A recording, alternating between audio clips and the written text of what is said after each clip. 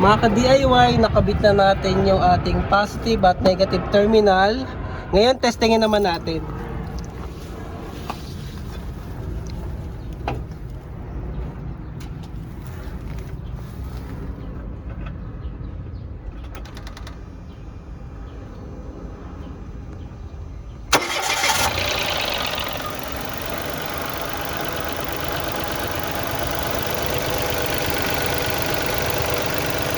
So, ayun mga ka-DIY, one click.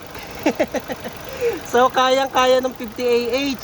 Mga ka-DIY, good news, dumating na pala yung battery case para sa ating DIY car battery. So, ayan, nandito na siya. So, maganda naman yung pagkakapackage niya mga ka-DIY, walang ka-damage. Hindi ko lang sure, no, parang medyo maliit siya sa 1SM. Mas maliit lang siya ng konti. Pero malalaman natin kapag dinala na natin dun sa kotse mga ka-DIY. So maganda kasi plastic siya, may balot. So walang kagasgas yung ating case. Tapos sa loob, ang laman niya ay yung handle. Handle niya dito mga ka-DIY. May handle kasi ito eh. So itabi muna natin. So pwede na natin gawin yung ating DIY car battery gamit yung 50Ah lithium iron phosphate. So, ito na siya mga ka-DIY. Try natin i-fit. So, ito yung positive at negative. Ganito ko siya ilalagay. O, yan o. Luwag na luwag pa mga ka-DIY. So, yan. Lalagyan na lang natin ng mga pampasikip para hindi gagalaw yung ating battery. So, pwede nyo pang taasan to no, kung sakali. Pero alanganin kung apat, no? Parang sikip kung apat, ay kung 8 nito mga ka-DIY, parang sikip. So ano lang talaga. Siguro kung merong mas mataba dito ng konti, mga 60Ah or 70, pwede rin. Basta ganito lang yung haba ng battery. Pero ito, 50Ah nga, ito muna yung gawin natin. Ngayon, para gawin yung ating car battery, madali lang naman. Mamaya na tong case kasi panghuli na to mga ka-DIY. Kakailanganin na natin yung ating battery, BMS, active balancer, at saka kailangan nyo pala ng push button switch, kahit yung momentary lang na switch. Ito kasi naglalatching, pero kahit momentary okay lang, pang reset natin ang battery kapag natulog yung BMS. Tapos kailangan din natin ng mga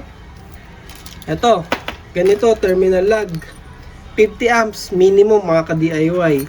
Kung mayroong mas malaki, mas okay, pero minimum natin 50 amps. And then, gumawa na pala ako ng dito natin gagamitin yung ating 50 amps na terminal lug. So, gumawa ako nito para sa positive. Dito natin yan ikakabit. Para maikabit natin siya dun sa battery case. Isa dito, isa dun sa case. Tapos, ito naman, gumawa rin ako ng pang negative. Ayan, ganyan. Isang mahaba at isang maiksi. So ito pala yung size ng wire ay size 12, AWG 12. Tatlong piraso yung ginamit ko mga ka-DIY kasi ang isa nito ay 20 amps ang kaya na continuous. So meron tayong 60 amps. Pero sa instantaneous, yung sa starting, kaya naman yan mga ka-DIY. Ito ay para lang sa continuous load, halimbawa nga yung mga load ng sasakyan. So kaya natin ng 60 amps dahil meron tayong tatlong 12 AWG. Pero kung meron kayong mas malaki na wire na 6 AWG, kagaya nito, ito 6 AWG, mas maganda rin naman para at least mas simple. Hindi nyo na kailangan pagdugtong-dugtungin tong tatlo. So ayan, kung meron kayo mas makapal, mas okay din. Minimum 6 AWG or tatlong 12 AWG mga ka-DIY. So minimum yun ha, kung may mas mataba kayo, mas okay. So ito, negative, dito naman natin ito ikakabit. Tapos nakakabit sa ating BMS. Ang BMS natin, dito ko ilalagay. Para katabi lang nung B negative. Ay hindi, ito pala yung negative natin. Ayan, ito palang kabila. Ayan. Ito yung main negative natin. Dito natin ito ikakabit. Paganyan mga ka-DIY. Yan. Tapos yung active balancer natin ay dito. Yan. Tapos itong mahabang wire, Dito natin yan ikakabit sa kabilang side sa negative P. Tapos ayan, papunta naman dun sa negative terminal ng ating battery. Ito kaya may tornilyo dyan para dun yan eh. So ngayon, hinangin na natin dito sa BMS mga ka-DIY. Ay siya nga pala, kasi ito pinagsama ko na yung wire. Ito yung connector ng active balancer. Ito yung connector ng BMS. Pagkabitin nyo lang, halimbawa ito yung dalawang negative, pinagkabit ko na sila sa ring connector. Yung sumunod na positive, ito pinagkabit ko na rin. Sumunod, yung blue, ayan, pinagkabit ko na rin. Ring connector lang naman yung mga ka-DIY. And then, yung dilaw, at yung pinakahuli, yung main positive. Para mas madali, ayan o. Kinabit ko na siya mga ka-DIY para mas mabilis natin magawa. So ngayon, balatan ko na to at ihinang ko na dito sa ating BMS mga ka-DIY. So unahin natin yung negative B terminal mga ka-DIY.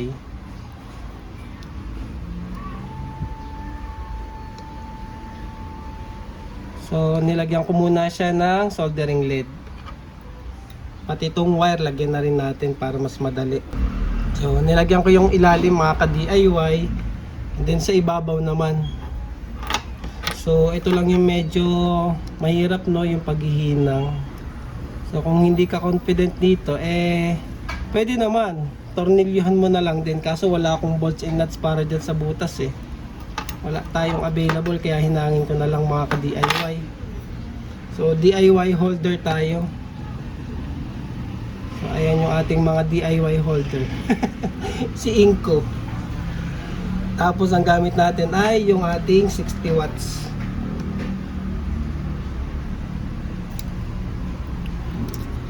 Then generous tayo sa soldering lead mga ka-DIY para siguradong meron tayong magandang connection. Hayaan yung umagos, nag-uumapaw. Huwag naman sobra. So ayan, kita nyo naman umaagos siya mga ka-DIY kasi mainit. Tama yung init. Kapag kasi cold solder yan, pag hindi ganun kainit yung panghinang nyo, maliit lang, magko-cold solder yan, hindi aagos yung soldering lead. So dapat nagpo-flow siya.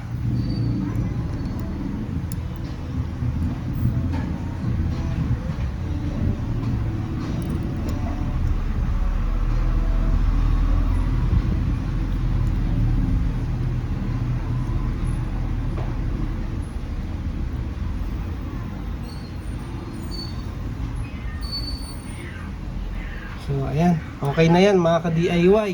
Huwag nyo lang hahawakan kasi mainit yan. Ayan o. So tingin ko secured naman na yan. Kabilang side naman, dito naman tayo sa negative P mga ka-DIY. Same process lang naman. Ayan, nilagyan ko muna ng initial na tingga. Tapos saka natin ihinang yung wire.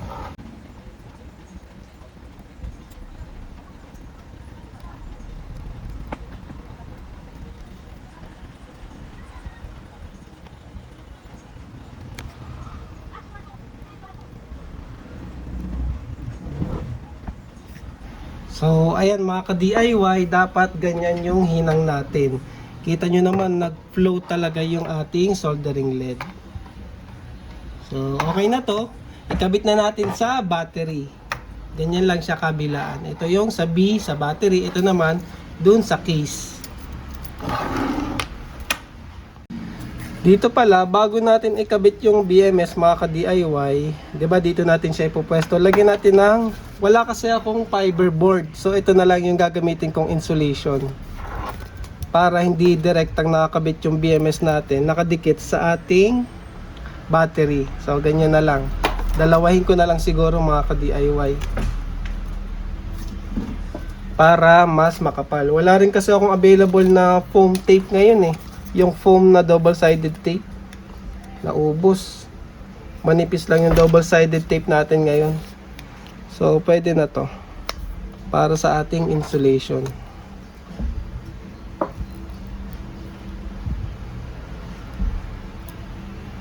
Dito, sige. Hindi ko naman na nagagamit itong pangdikit ko na to, na sa battery rin naman to mga ka-DIY. So ito na lang.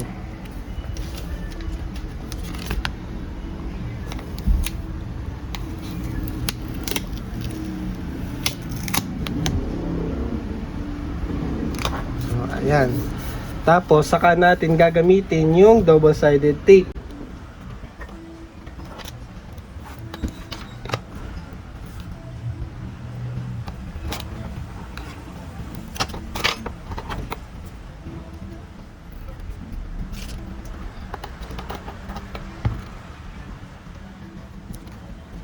Yan, dyan yan.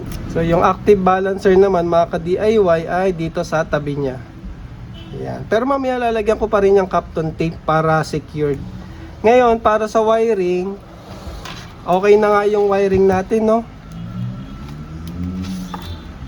Ito, i-bend natin to kasi tatayo to eh. Yan, ganyan. Yan, para wag ka nang lalaban. Ngayon, pwede natin ilagay yung ating balance lead. So, una, yung positive, yung may red dito, yan. Subscribe daw kayo, sabi ni Kid DIY. Tapos, pag nalagay natin yun, yung sa positive ng ating balance lead, isabay na rin natin to mga ka-DIY. Ayan. Yung para sa ating battery case. Mamaya na natin ito. Ay, pwede ko nang todohan pala to. Size 10 pala to mga ka-DIY. Ingat lang ha, kasi baka madikit nyo sa kabilang side ng battery. Magi-spark yan. Baka magulat kayo. Tapos sa paghihigpit, yung saktuhan lang na mahigpit. Wag lang sobrang sobra. Baka masira naman yung ito. Ayan. Sumunod dyan, ito naman, yung kulay dilaw. So, sunod-sunod lang naman yung wiring yan mga ka-DIY. Dito naman. So, ito nahigpitan ko na kasi ito. Luwagan ko na lang ulit.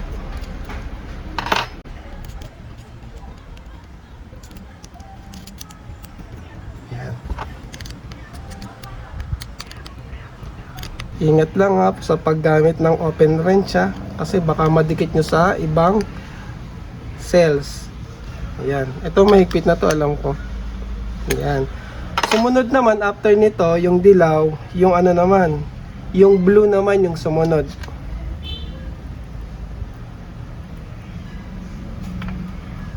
Yung blue, syempre after dito, ito naman.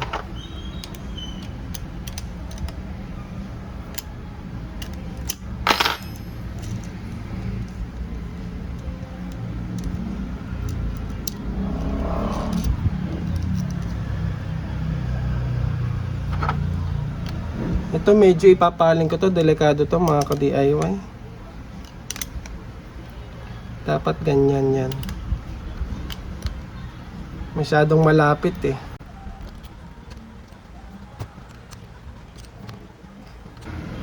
Yan. After nung blue, yung ating puti naman mga ka-DIY, yung puti naman. At syempre after nito, dito naman.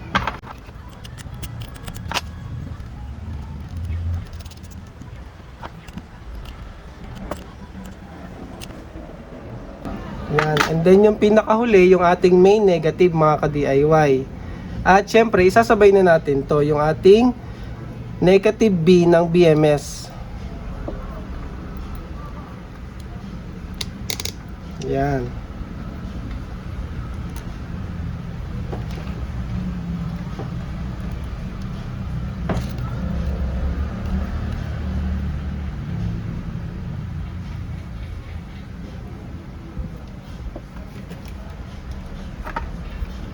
Then, higpitan din natin.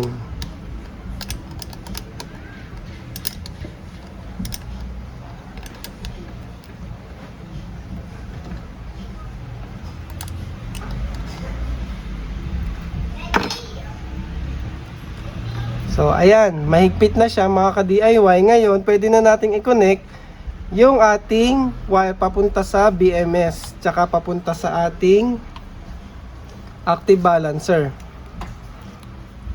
So, ito yung papunta sa BMS.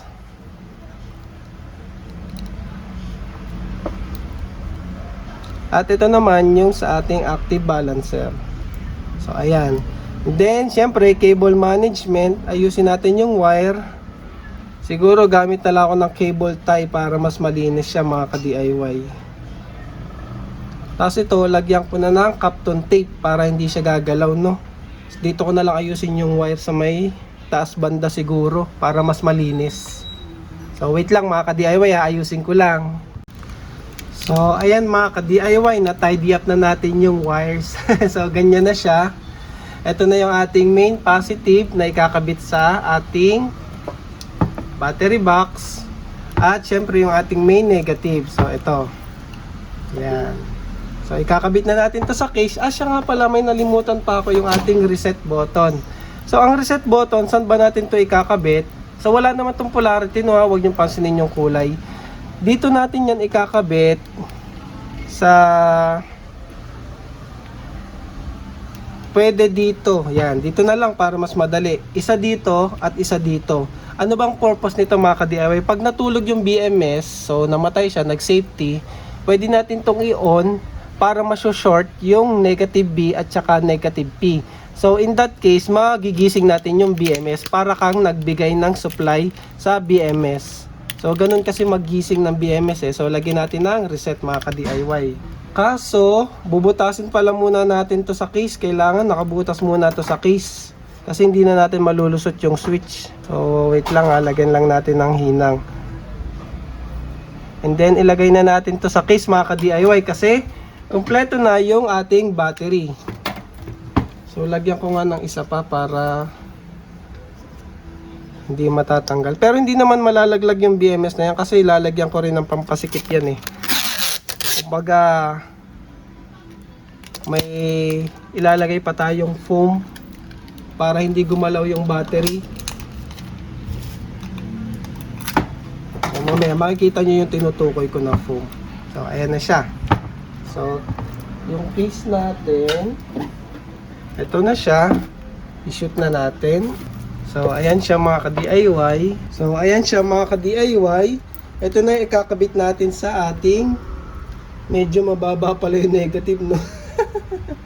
Yung positive, okay lang. Napababa yung yung BMS, medyo mababa yung pagkakapwesto ko.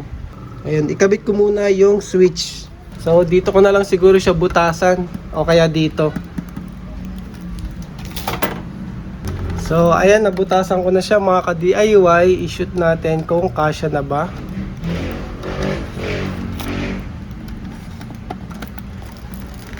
Medyo masikip pa, no?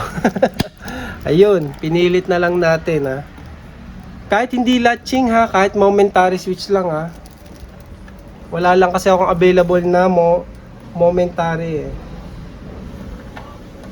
So ayan, higpitan ko na to dito para maihinang na natin mga ka-DIY. Pwede rin pala dito na natin iipit yung switch, no. Isa dito sa negative P natin mga ka-DIY, 'di ba? Ito yung negative P. So, pwede natin dyan iipit yung isang wire nito. Tapos yung isa, dito naman sa battery, sa negative B. So, pwede yun. Kasi B naman na to, para hindi na tayo maghihinang dun sa may BMS. So, connect tayo dito sa may kahit dito na lang sa may connector ng ating balancing.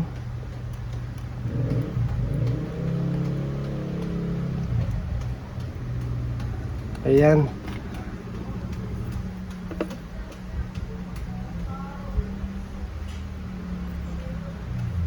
So, ayan, okay na yung isa. Tapos yung isa, dito na lang natin ipitin. Pwede namang ipitin lang yan mga ka-DIY. Basta magkaroon lang siya ng connection mga ka-DIY. So, ayan. Tapos ngayon, ikabit na natin yung sa negative. Iksi. Napaiksi. So, medyo alanganin ako dito. Ilabas ko muna ulit mga ka-DIY ang iksi. I-adjust natin yung BMS. So, ayan, medyo mas mahaba na siya mga ka-DIY. Inangat ko na yung BMS. Pinahirapan pa ako dun, ha. Pero okay lang. So, ikabit na natin dito sa negative B. I mean yung sa terminal ng case. To kailangan maigpit talaga to mga ka-DIY, bawal ang dus ha. Yan, medyo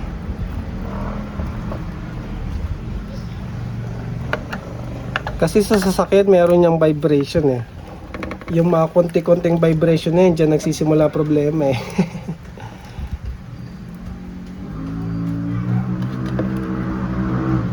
Tapos yung positive naman mga ka-DIY dito sa kabila.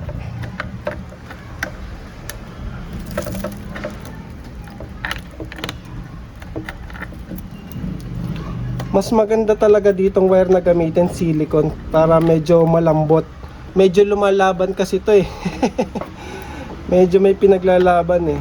Pero dahil nga yan ang available, yan na gamitin natin. So higpitan nyo din mga ka-DIY. So ayan.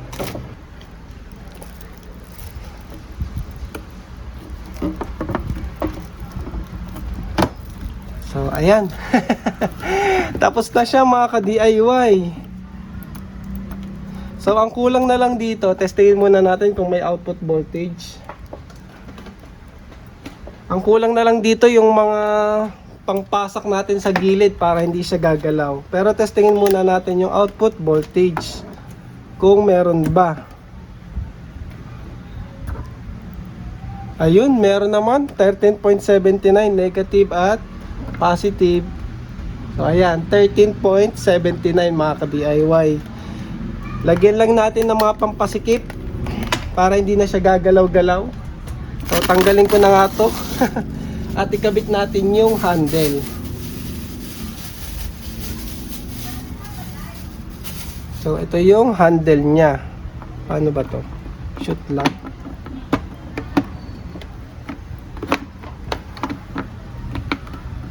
Yun, ilulubog lang mga ka-DIY. Ayan oh. So may handle na tayo dito. Kaso kailangan nating i-glue. Pero hindi ko muna i-glue kasi baka mamaya magka-problema eh. At least madaling buksan. Yan. Ngayon, lagyan na lang natin ng mga foam para hindi siya gagalaw mga ka-DIY. So ito pala yung gagamitin ko, yung galing din sa mismong battery, yung pinaglagyan niya. Para hindi siya gagalaw, ilalagay natin to sa loob mga ka-DIY. So ayan na siya mga ka-DIY, nalagay ko na yung mga foam na yan para hindi na siya gagalaw sa left and right, pati yung front niya naka-secured na. Tapos lagyan na lang din natin ng ganyan para may takip kahit papano. Tapos ayan, i-glue na lang yan para hindi na siya, at saka pwede nyo nang buhatin gamit yung handle. Pero hindi ko muna i-glue, testingin muna natin kung gagana siya mga ka-DIY sa ating Mitsubishi G4 Mirage. So sedan. So ayan na mga ka-DIY, goods na goods. So testingin na natin mga ka-DIY. Mga ka-DIY, ito nga pala yung ating Motolite. Kakatanggal ko lang Enduro 15. So yung size niya halos mas matangkad lang ng konti dun sa ating DIY battery. So ayan siya. Halos parehas naman. Tapos same naman yung positive at negative terminals. So ngayon ikabit ko and then subukan natin mga ka-DIY.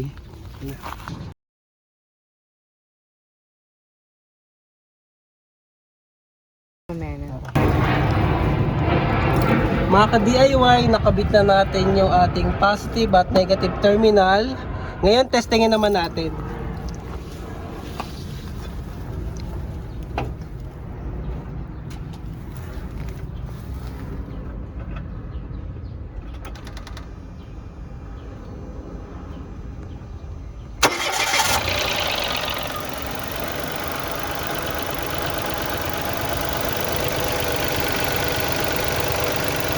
So, ayan mga ka-DIY, one click.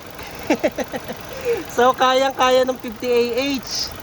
So, isa pa, i-try pa natin mga ka-DIY.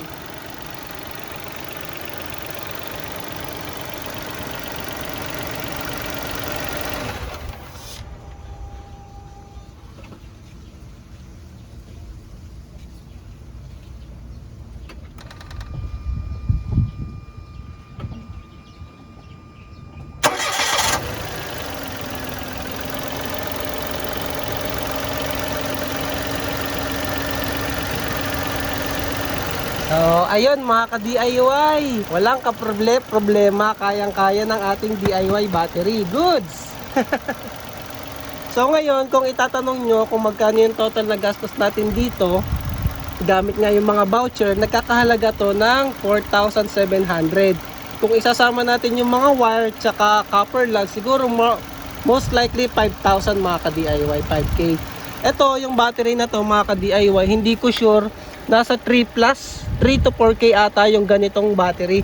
Meron pang mas mahal, yung Amaron ba yun? Nasa 5 to 6K. So yung sa atin, 5K, ang kagandahan dito, mas magaan siya, sobrang gaan compared sa lead acid battery natin. At saka, mas matagal natin ito magagamit. Hopefully, sana walang maging problema. Ang Life PO4 kasi tumatagal yan ng 10 years mga ka-DIY. So kung tumagal ito ng 5 years, sulit na sa akin tong battery na to.